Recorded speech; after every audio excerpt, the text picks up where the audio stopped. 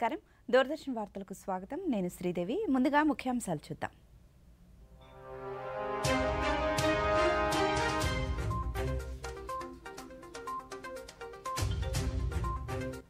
ఐదో దశ పోలింగ్ కు ప్రధాన పార్టీల ముమ్మర ప్రచారం మహారాష్ట్రలో ఎన్నికల ప్రచారంలో పాల్గొన్న ప్రధాని మోదీ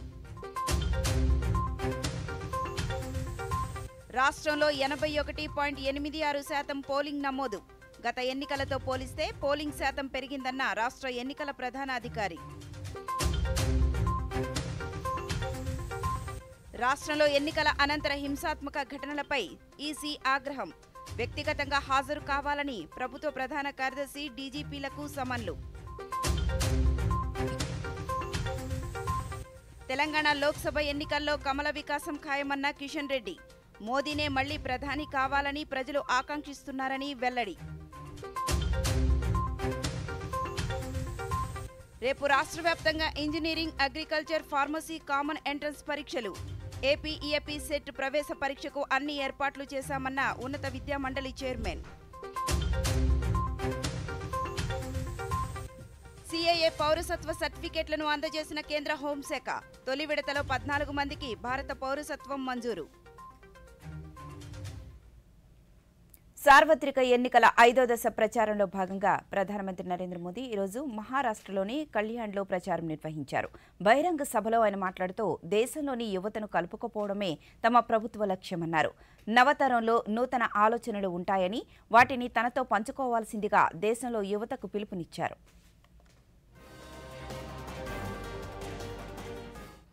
मैं देख रहा हूं कि देश का नौजवान उसके पास एक नई कल्पकता है नए आइडियाज है हर चीज को नए तरीके से करने का उसका तजुर्बा है और इन दिनों जो मेरी उनसे बातचीत हुई है तो मैं बहुत प्रभावित हुआ हूं अब मैं कोई लाखों नौजवानों के साथ तो बातचीत करना संभव नहीं हुआ मेरे लिए लेकिन मैं देश के युवाओं को एक पर्सनल रिक्वेस्ट भी करना चाहता हूं आग्रह भी करना चाहता हूं क्योंकि इन दिनों जो मैं नौजवानों को मिला हूं उन्होंने मुझे बहुत अच्छे सुझाव दिए हैं तो मेरा मन करता है कि जो मेरा 100 दिन का विजन है इसको मैं 125 दिन का पीरियड तय करूं और जो 25 दिन नए मैं जोड़ रहा हूं मैं चाहता हूं कि मेरे देश के नौजवान उनके मन में जो ख्याल आए वो मुझे भेज दें मैं उसमें से छांट करके ये 25 दिन बढ़ा करके मैं उसमें उसको शामिल करना चाहता हूं जो नॉर्मली हम लोगों की सोच में नहीं होते हैं उसमें नयापन हो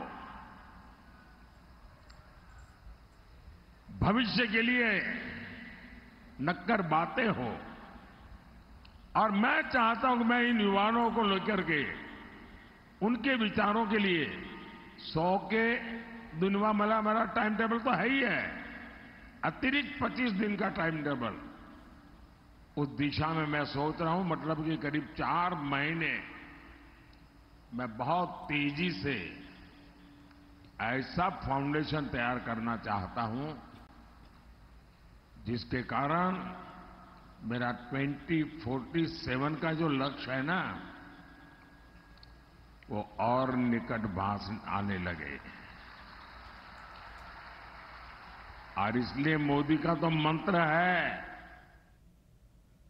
సార్వత్రిక ఎన్నికల్లో భాగంగా ఐదో విడత పోలింగ్ జరగనున్న రాష్ట్రాల్లో ప్రధాని మోదీ పర్యటిస్తూ ఎన్నికల ప్రచారంలో పాల్గొంటున్నారు మహారాష్ట్ర పర్యటనలో భాగంగా ఈరోజు ఆయన ముంబైలో భారీ రోడ్ షో నిర్వహించారు ఈ కార్యక్రమంలో మహారాష్ట్ర ముఖ్యమంత్రి ఏక్నాథ్ షిండే ఉప ముఖ్యమంత్రి దేవేంద్ర ఫడ్నవీస్ పాల్గొన్నారు టాప్ లేని వాహనంలో ప్రధాని రోడ్ షో ప్రారంభించగా ముందు వరుసలో పెద్ద ఎత్తున మహిళలు ర్యాలీగా నడిచారు రోడ్డుకి ఇరువైపులా పెద్ద ఎత్తున బీజేపీ కార్యకర్తలు ప్రజలు చేరుకోగా ప్రధాని వారికి అభివాదం చేసుకుంటూ ముందుకు సాగారు ఈ సమయంలో మోదీ మోదీ నినాదాలు మిన్నంటాయి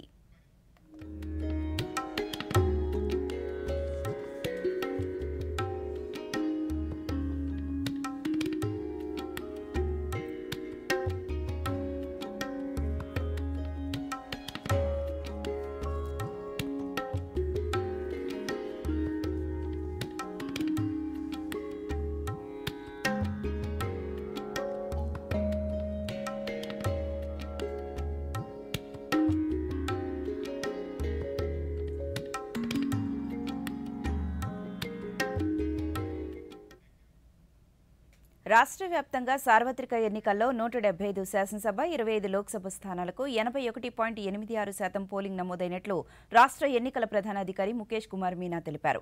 రాష్ట్ర కార్యాలయంలో మీడియాతో మాట్లాడుతూ ఈవీఎంల ద్వారా 80.66% పోలింగ్ నమోదు కాగా 1.2% పోస్టల్ బ్యాలెట్ ద్వారా పోలింగ్ నమోదైందన్నారు. మొత్తం 4,13,33,702 మంది ఓటు హక్కును వినియోగించుకున్నట్లు చెప్పారు. 6 తర్వాత 3,500 పోలింగ్ కేంద్రాల్లో ఓటింగ్ కొనసాగిందన్నారు. దర్శి శాసనసభ నియోజకవర్గంలో అత్యధికంగా 90.91% నమోదు కాగా ఒంగోలు పార్లమెంటు నియోజకవర్గంలో 87.06% పోలింగ్ నమోదైందని తెలిపారు. అత్యల్పంగా తిరుపతి అసెంబ్లీ నియోజకవర్గంలో 63.32% పోలింగ్ నమోదు కాగా విశాఖ పార్లమెంటు నియోజకవర్గంలో 71.11% పోలింగ్ నమోదైందన్నారు. హోం ఓటింగ్లో 4,97,000 మంది ఓటు వేశారని ముఖేష్ కుమార్ మీనా తెలిపారు. 227 ఓట్ ఎక్కువ వచ్చినాయి. దిస్ కమ్స్ టు అంటే ఓన్లీ ఈవీఎం పోల్ చూస్తే 80.66% final voting percent EVM polled votes. 2019లో 79.77%. సో ఈసారి ఆల్మోస్ట్ 1% ఈవీఎంలోనే ఇంక్రీజ్ అయింది. అసెంబ్లీ కాన్స్టిట్యున్సీకి వస్తే దర్శి హైయెస్ట్ పోలింగ్ జరిగింది 90.91%. పార్లమెంటరీ కాన్స్టిట్యున్సీలో ఒంగోలు హైయెస్ట్ ఓటింగ్ జరిగింది 87.06. అసెంబ్లీలో లోయెస్ట్ తిరుపతి 63.32. లోయెస్ట్ పార్లమెంటరీ కాన్స్టిట్యున్సీకి వస్తే Vizag 71.11%. 4,97,000 people are there under the category of home voting, election duty, postal balloting, essential services. So ఇది కూడా 1.2% సుమారుగా వస్తుంది. బ్రాడ్గా this comes 1.2%. So our voting percentage including the postal ballot is 81.86%. So almost 82% వచ్చాము. And I'm really proud to say ఆంధ్రప్రదేశ్లో సార్వత్రిక ఎన్నికల అనంతరం హింసాత్మక ఘటనలు చోటు చేసుకోవడంపై కేంద్ర ఎన్నికల సంఘం ఆగ్రహం వ్యక్తం చేసింది. ఈ ఘటనలపై వ్యక్తిగతంగా వివరణ ఇవ్వాలని ప్రభుత్వ ప్రధాన కార్యదర్శి డాక్టర్ కెఎస్ జవహర్ రెడ్డి, రాష్ట్ర డీజీపీ హరీష్ గుప్తాలకు ఎన్నికల కమిషన్ సమన్లు జారీ చేసింది. రాష్ట్రంలో కొనసాగుతున్న హింసపై వ్యక్తిగతంగా ఈసీ ముందు హాజరై వివరణ ఇవ్వాలని నోటీసుల్లో పేర్కొంది.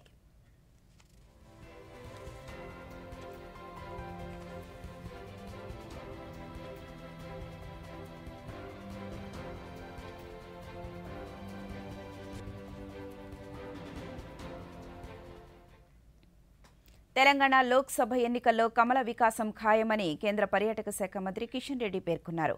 ఢిల్లీలో ఈరోజు ఆయన మీడియాతో మాట్లాడుతూ ప్రధానిగా మళ్లీ మోదీనే కావాలని ప్రజలు కోరుకుంటున్నారన్నారు. యువత, మహిళలు, రైతులు, కొత్త ఓటర్లలో ఈసారి పెద్ద ఎత్తున మోదీ కమల వికాసంపై చర్చ జరిగిందన్నారు.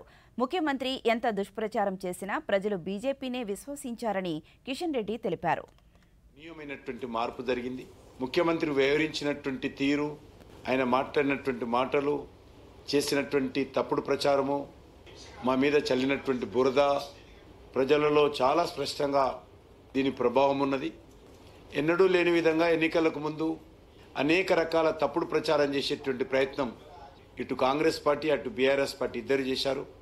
అది రాజ్యాంగం విషయంలో కావచ్చు, రిజర్వేషన్ల విషయంలో కావచ్చు, మోడీ గారి మీద వ్యక్తిగతంగా విమర్శించడం కావచ్చు. తెలంగాణ ప్రజలు పూర్తిగా దానికి వ్యతిరేకంగా ప్రతిస్పందించారు. తెలంగాణలో ఎవరు గెలిచినా మా మద్దతుతోటే గెలుస్తారు, మేమే కీలకం అనే విధంగా మజ్లిస్ పార్టీ వ్యవహారం కూడా ఈరోజు తెలంగాణలో బీజేపీకి మరి అనుకూలంగా ప్రజలు మారారని భావిస్తా ఉన్నాను. మేము బీఆర్ఎస్ అంటే బీఆర్ఎస్, మేము కాంగ్రెస్ అంటే కాంగ్రెస్, మేమే తెలంగాణలో డిసైడింగ్ ఫ్యాక్టర్ అనేటువంటి అహంకారంతో ఎంఐఎం పార్టీ ఒక్కొక్క సీటు మీద ఎవరు గెలవాలి అనేటువంటి విధంగా సూట్ కేసులు తీసుకొని అభ్యర్థుల నుంచి మద్దతు ప్రకటించడం జరిగింది. దాని కారణంగా కూడా ప్రజల్లో ఈరోజు మోడీ గారు రావాలనేటువంటి ఏకైక ఆలోచన. ఏలూరు జిల్లా వేలేరుపాడు మండలం కోయిదా పంచాయతీ పరిధిలో కాకసనూరు గిరిజన తండా నేడు దేశవ్యాప్తంగా గుర్తింపు పొందింది. పోలవరం ఎస్టీ రిజర్వ్డ్ నియోజకవర్గం పరిధిలోని ఈ ప్రాంతంలో కొండ్రెడ్డి తెగకు చెందిన పర్టిక్యులర్ వల్నరబుల్ ట్రైబల్ గ్రూప్కు చెందిన వారు కావడం విశేషం. ఈ తండా జిల్లా కేంద్రానికి 180 కిలోమీటర్ల దూరంలో ఉండడం వలన ఈ ప్రాంతానికి చేరుకోవాలంటే సుమారు 3 గంటల పాటు ఏజెన్సీ ప్రాంతంలో రోడ్డు మార్గం ద్వారా కోయిదా గ్రామం చేరుకొని అక్కడ నుంచి గోదావరి నదీ ప్రవాహాన్ని తట్టుకుని వాడుకొని గంటపాటు పడవ ప్రయాణం చేస్తే కాకసనూరు తండా చేరుకోవచ్చు. 472 మంది ఓటర్లు ఉన్న ఈ కేంద్రం బాహ్య ప్రపంచానికి దూరంగా ఉన్నా ఈ ఎన్నికలకు పోలింగ్ సిబ్బంది రాక విషయాన్ని ముందుగానే తెలుసుకొని గిరిజనుల సంప్రదాయాల ప్రకారం సిబ్బందికి పూలదండలు వేసి ఘన స్వాగతం పలికారు. పోలింగ్ సిబ్బంది ఆ ప్రాంతానికి కొత్తవారు కావడంతో కొంతమంది యువకులు రాత్రంతా జాగారం చేసి సిబ్బందికి రక్షణగా పోలీసు వారితో పాటుగా ఉన్నారు. గతంలో కన్నా భిన్నంగా అధిక శాతం ఓటర్లు పోలింగ్ కేంద్రానికి చేరుకొని ఓటు హక్కును వినియోగించుకోగా కాకసనూరులో రికార్డు స్థాయిలో 92% ప్రశాంత వాతావరణంలో పోలింగ్ నమోదైంది. ఈ ప్రాంత గిరిజనులు చూపిన ఆదరణకు ఎన్నికల సిబ్బంది సంతోషం వ్యక్తం చేసి కృతజ్ఞతలు తెలిపారు. గిరిజన సంప్రదాయంలో స్వాగతం పలికిన తీరును తెలుసుకున్న భారత ఎన్నికల సంఘం ఎక్స్ వేదికగా ఫోటోను అప్లోడ్ చేసి వివరాలతో ట్వీట్ చేసింది. ఎన్నికల కమిషన్ ట్వీట్కు విశేష స్పందన రావడంతో విషయం తెలుసుకున్న కాకసనూరు గిరిజన తండా వాసుల ఆనందానికి అవధుల్లేవు. తమ సంస్కృతి సంప్రదాయాలను భారత ఎన్నికల కమిషన్ గుర్తించి ఎక్స్ వేదిక ద్వారా ప్రపంచానికి తెలియజేసినందుకు కాకసనూరు గిరిజన తండాకు ప్రత్యేక గుర్తింపు రావడం సంతోషంగా ఉందని అంటున్నారు.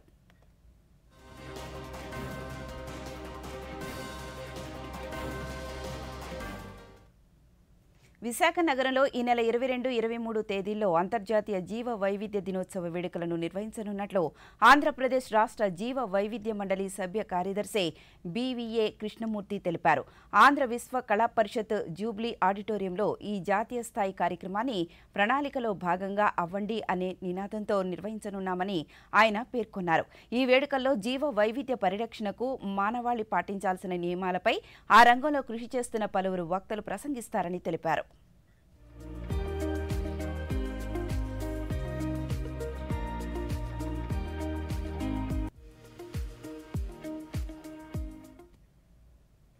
పల్నాడు జిల్లా చిలకలూరిపేట వద్ద బస్సు ప్రమాదంలో 6 మరణించిన ఘటనపై ముఖ్యమంత్రి వైఎస్ జగన్మోహన్ రెడ్డి తీవ్ర దిగ్భ్రాంతి వ్యక్తం చేశారు.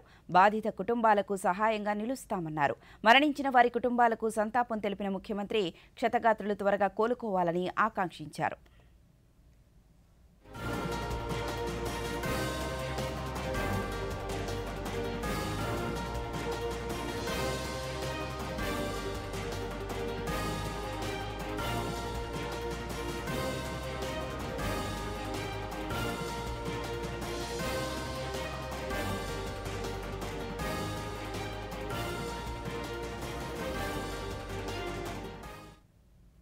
రోడ్డు ప్రమాద ఘటన పట్ల తెలుగుదేశం అధినేత నారా చంద్రబాబు నాయుడు దిగ్భ్రాంతి వ్యక్తం చేశారు.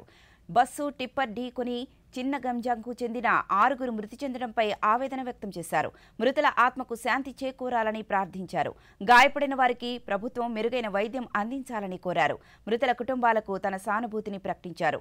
బాధితులను ప్రభుత్వం ఆదుకోవాలని విజ్ఞప్తి చేశారు.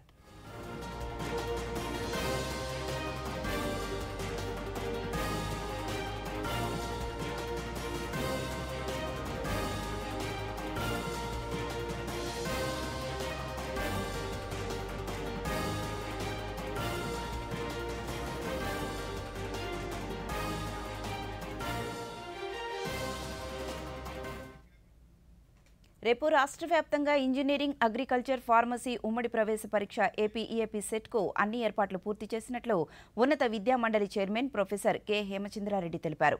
మంగళగిరిలోని తన కార్యాలయంలో ఆయన మీడియాతో మాట్లాడుతూ రేపటి నుంచి 23 వరకు జరిగే ఈ పరీక్షలకు 1 నిమిషం ఆలస్యమైన పరీక్షా హాల్లోకి అనుమతి లేదన్నారు. మొత్తం 142 పరీక్షా కేంద్రాలు ఏర్పాటు చేశామని తెలిపారు.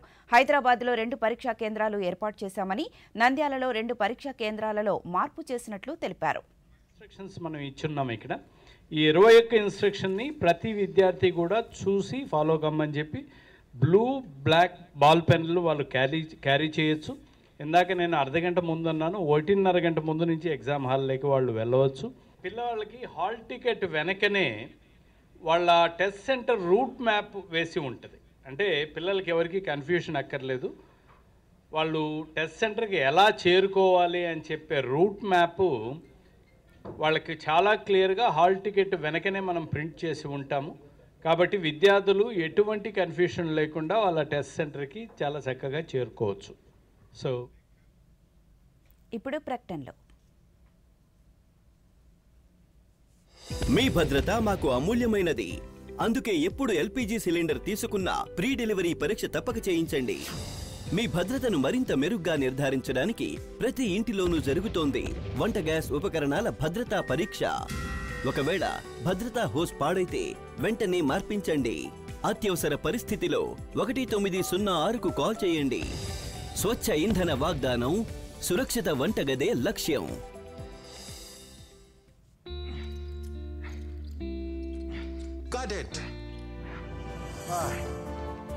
ఆలోచించండి, నిజ జీవితంలో ఇలాంటి పరిస్థితి వస్తే ఎన్ని కష్టాలు వస్తాయో. కానీ మంచిదైంది బ్యాంకింగ్కి రావు. మీ వయసు 70 ఏళ్లు మించినా లేదా మీరు వికలాంగులైనా బ్యాంక్ మీకు కొన్ని అవసరమైన బ్యాంకింగ్ సౌకర్యాలు ఇంటికే అందించగలదు. ఆర్బీఐ అంటుంది, విషయాలు తెలుసుకోండి, జాగరూకంగా ఉండండి. Welcome back. శ్రీ సత్యసాయి జిల్లాలో తదుపరి ఉత్తర్వులు వెలువడే వరకు 144 సెక్షన్ కొనసాగుతుందని జిల్లా ఎస్పీ ఎస్వి మాధవరెడ్డి ఓ ప్రకటనలో తెలిపారు. ఈ రోజు నుండి ఎన్నికల కౌంటింగ్ పూర్తయ్యే వరకు జిల్లాలో 144 సెక్షన్ అమల్లో ఉంటుందని, జిల్లాలో ఎవరైనా హింసాత్మకమైన ఘటనలకు పాల్పడినా, విద్వేషాలు రెచ్చగొట్టే విధంగా వ్యవహరించినా అటువంటి వారిపై కఠిన చర్యలు తీసుకుంటామని ఎస్పీ హెచ్చరించారు.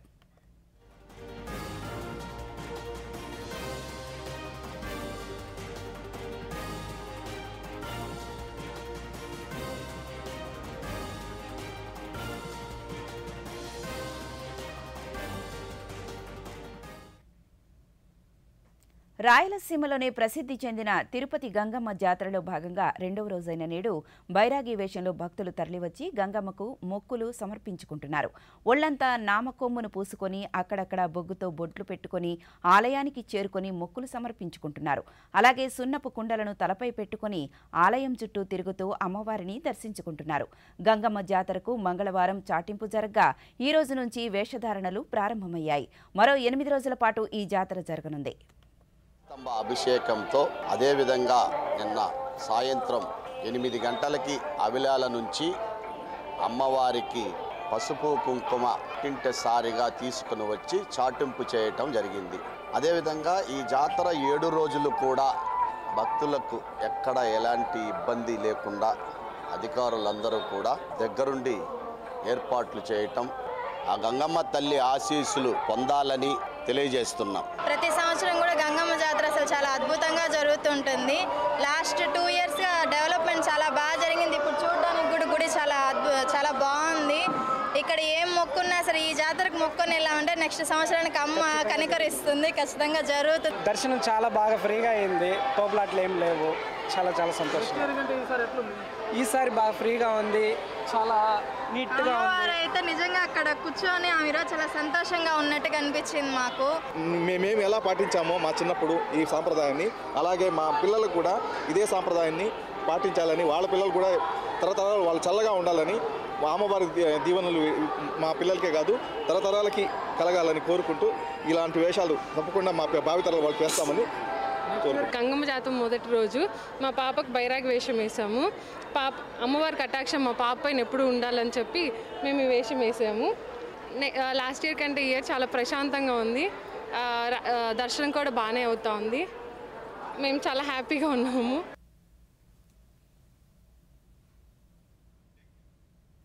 ప్రకాశం జిల్లాలో ఒంగోలు పార్లమెంటు 8 శాసనసభ నియోజకవర్గాల ఎన్నికల ఈవీఎంలను కౌంటింగ్ కేంద్రమైన ఒంగోలు సమీపంలోని వల్లూరులోని రైస్ ఇంజనీరింగ్ కళాశాలలో భద్రపరిచారు. జిల్లాలోని మార్కాపురం, గిద్దలూరు, కనిగిరి, దర్శి నుంచి పటిష్ట భద్రతతో వచ్చిన ఈవీఎంలను కళాశాలలోని స్ట్రాంగ్ రూమ్లలో భద్రపరిచే ప్రక్రియ ఈ ఉదయానికి ముగిసింది. జిల్లా కలెక్టర్ ఏఎస్ దినేష్ కుమార్ ఈవీఎంలను భద్రపరిచే ప్రక్రియను పర్యవేక్షించారు. ప్రతి అసెంబ్లీ, పార్లమెంటు నియోజకవర్గానికి సంబంధించిన స్ట్రాంగ్ రూమ్లను సీల్ వేశారు. ఈ సందర్భంగా జిల్లా కలెక్టర్ దినేష్ కుమార్ మాట్లాడుతూ ఎన్నికల ప్రక్రియను విజయవంతంగా పూర్తి చేసి ఈవీఎంలను భద్రపరిచినట్లు తెలిపారు. సామాన్లన్నీ కూడా EVMs, statutory, non statutory materials అన్నీ కూడా ఇక్కడ centralized strong room cum counting సెంటర్గా అయిన ఈ రైస్ కాలేజ్లో పెట్టడం జరిగింది.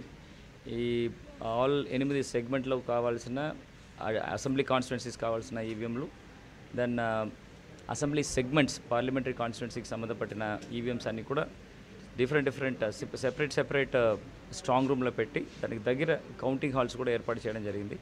ఇప్పటి నుంచి కౌంటింగ్ ప్రక్రియకు ముందుకు వెళ్ళడం జరుగుతుంది. ఇవాళ పొలిటికల్ పార్టీస్, వాళ్ళ ఏజెంట్స్ ఆర్ కంటెస్టింగ్ క్యాండిడేట్స్ వాళ్ళు ప్లస్ జనరల్ అబ్జర్వర్సు వాళ్ళ పరిధిలో ఆఫీసర్స్ అందరూ కూడా plus returning officers of all 8 segments అందరూ కూడా వాళ్ళు మెటీరియల్స్ ఇక్కడ వచ్చేసి జమ చేసి జాగ్రత్తగా సీల్ చేయడం జరిగింది.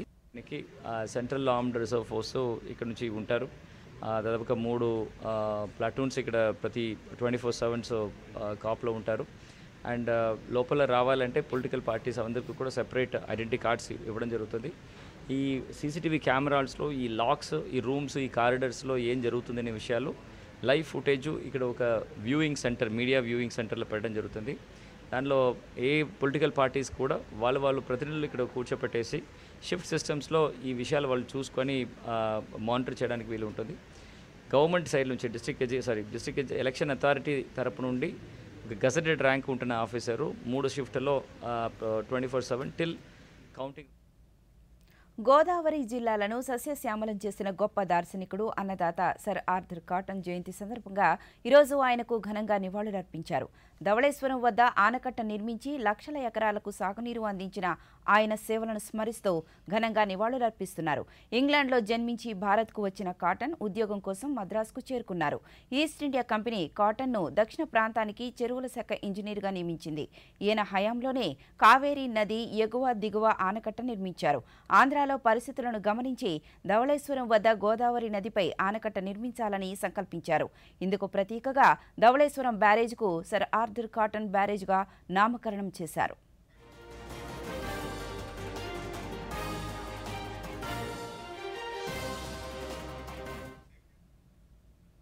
కేంద్ర ప్రభుత్వం పౌరసత్వ సవరణ చట్టం 2019 సిఏఏ అమలు ప్రక్రియను వేగవంతం చేసింది. ఇందులో భాగంగా ఆన్లైన్లో దరఖాస్తు చేసుకున్న వారికి తొలి విడతలో 14 మందికి భారత పౌరసత్వం మంజూరు చేసింది. ఈ మేరకు కేంద్ర హోంశాఖ కార్యదర్శి అజయ్ కుమార్ భల్లా ఢిల్లీలో వారికి సిఏఏ కింద జారీ అయిన పౌరసత్వ సర్టిఫికెట్లను అందజేశారు. దేశంలో సిఏఏ అమలుపై ఈ ఏడాది మార్చిలో కేంద్ర ప్రభుత్వం నోటిఫికేషన్ జారీ చేసిన విషయం తెలిసిందే. సిఏఏ చట్టం ప్రకారం పాకిస్తాన్, బంగ్లాదేశ్, ఆఫ్ఘనిస్తాన్ల నుంచి వలస వచ్చిన ముస్లిమేతర శరణార్థుల వద్ద తగిన పత్రాలు లేకపోయినా వారికి సత్వరమే భారత పౌరసత్వాన్ని ఇచ్చేలా కేంద్రం నిబంధనల్ని రూపొందించింది. 2014 డిసెంబర్ 31 కంటే ముందు ఈ 3 దేశాల నుంచి మన దేశానికి వచ్చిన హిందువులు, క్రైస్తవులు, సిక్కులు, జైనులు, బౌద్ధులు, పార్సీలకు ఇవి వర్తిస్తాయి. దరఖాస్తు ప్రక్రియ అంతా ఆన్లైన్లోనే కొనసాగుతుంది.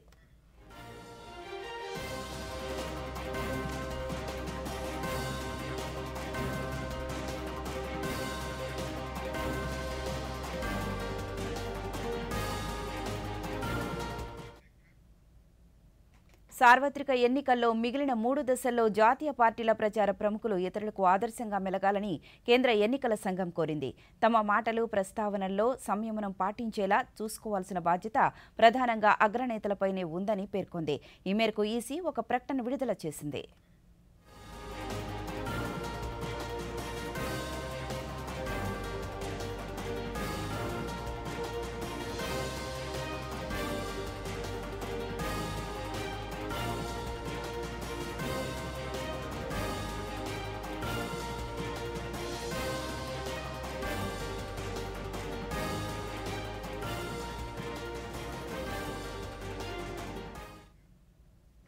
ఎన్డీఏ కూటమి తరపున కేంద్ర హోంమంత్రి అమిత్ షా 5వ దశ ఎన్నికల ప్రచారాన్ని విస్తృతం చేస్తున్నారు. ఈరోజు ఆయన పశ్చిమ బెంగాల్ హుగ్లీలో జరిగిన బహిరంగ సభలో ప్రసంగించారు. ఈ సందర్భంగా ఆయన ఇండీ కూటమి అవినీతిలో కూరుకుపోయిందని విమర్శించారు. నరేంద్ర మోదీని మచ్చలేని నాయకుడిగా కొనియాడారు.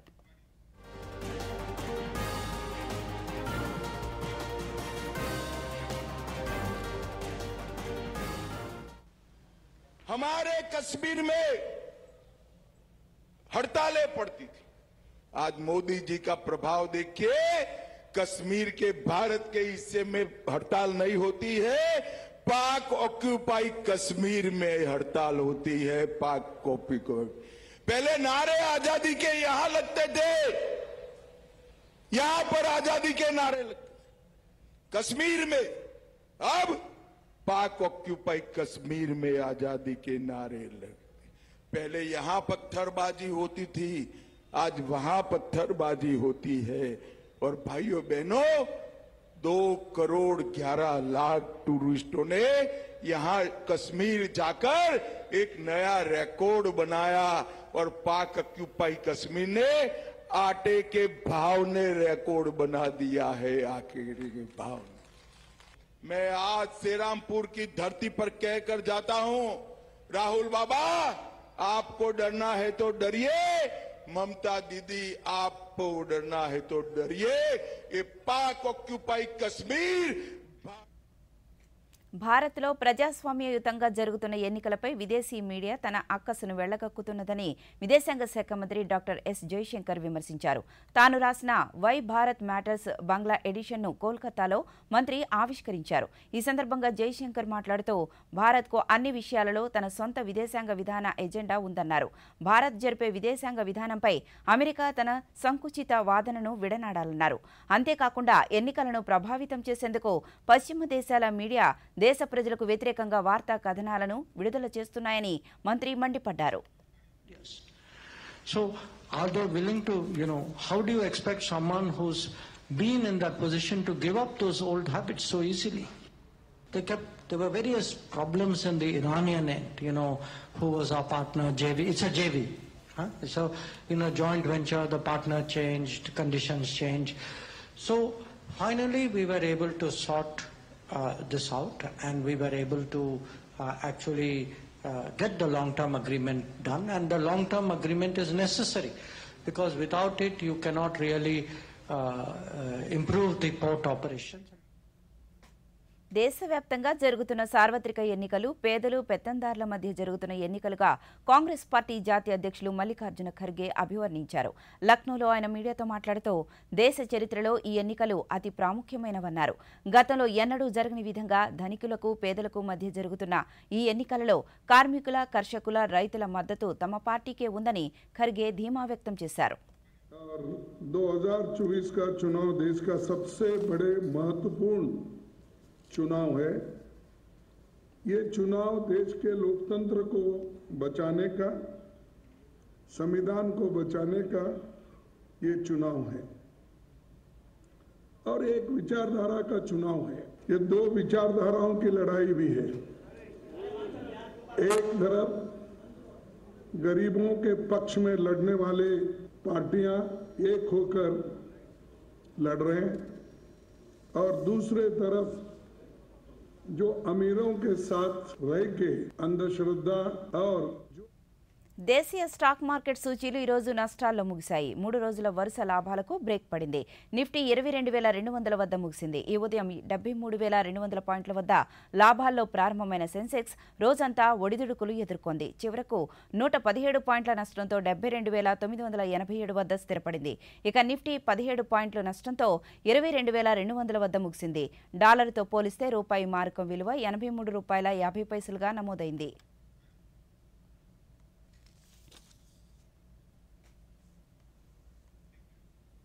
ద్రోణి ప్రభావంతో రాగల 24 గంటల్లో రాష్ట్రంలోని పలు ప్రాంతాల్లో పిడుగులతో కూడిన తేలికపాటి నుంచి మోస్తరు వర్షాలు కురిసే అవకాశం ఉందని రాష్ట్ర విపత్తుల నిర్వహణ సంస్థ మేనేజింగ్ డైరెక్టర్ రోణంకి కూర్మనాథ్ తెలిపారు. పార్వతీపురం, మన్యం, అల్లూరి సీతారామరాజు, అనకాపల్లి, కృష్ణా జిల్లా, కర్నూలు, నంద్యాల, అనంతపురం, శ్రీ సత్యసాయి, వైఎస్ఆర్, అన్నమయ్య, చిత్తూరు, తిరుపతి జిల్లాల్లో అక్కడక్కడ పిడుగులతో కూడిన తేలికపాటి నుంచి మోస్తరు వర్షాలు కురిసే అవకాశం ఉందని తెలిపారు. ఈరోజు శ్రీకాకుళం జిల్లా జి సిగడాంలో 38 మిల్లీమీటర్లు, మన్యం జిల్లా పాలకొండలో 35 మిల్లీమీటర్ల చొప్పున వర్షపాతం నమోదైంది.